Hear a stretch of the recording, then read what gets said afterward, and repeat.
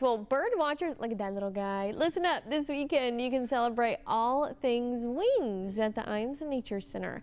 The Hummingbird Festival is back for the 15th year. Expect live bird banding sessions, animal encounters, and activities for all ages. Joining me now to talk all about this year's event, we have Paige Crane. She's the education director at Ijams. First of all, thank you so much for being here. Thanks for having me. Well, first of all, the Hummingbird Festival, it's been around for 15 years, so obviously it's a crowd favorite. For people at home who may have never been, sort of explain what that day is like. Absolutely. So coming up this Saturday is a festival we're really excited about, especially the education department, because it is fully designed around education and conservation and science.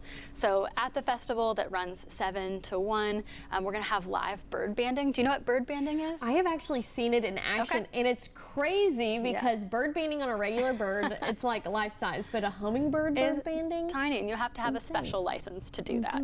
But really those bands, which are bracelets around a bird's leg, gives scientists a really good understanding of what that bird's life looks like. They're migratory. So we might see that same bird show up in Central and South America and then show up back at Ijams Nature Center next year for the Hummingbird Festival. Wow, they definitely travel around. They get around. It's almost like, oh, I wish that we had a little camera on this bird so we could have seen all of its travels, but that band is a good identifier to help you all. So how do they catch the hummingbirds? That's a great question. So there's multiple ways that the hummingbirds could be caught, but the most common method is mist nets. They're called mist nets because they're almost invisible. So you could almost walk into one and got caught yourself. But birds will fly from all that vegetation at the home site at Ijams, or from the hummingbird feeders, and then trained scientists and volunteers will take those birds out of the nest.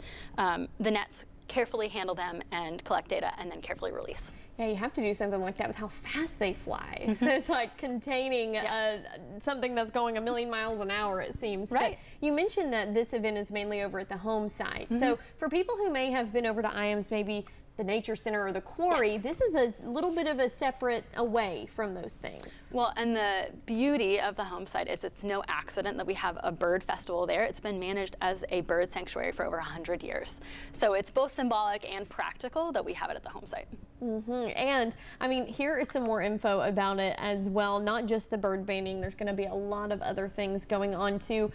Do people have to pay to come to this? Is there any special VIP, any tiers of things too? Yes, this is a ticketed event. The public can buy their tickets. It's $12 for adults and $9 for children, and Ijams members, who we love, get a 10% discount on all of those tickets. Bird banding is a separate cost. It's $6 per person. Okay, and I know that you mentioned that the professionals are the ones who band the birds, but you will get to see those hummingbirds up close too. And a lucky few will be able to help release them.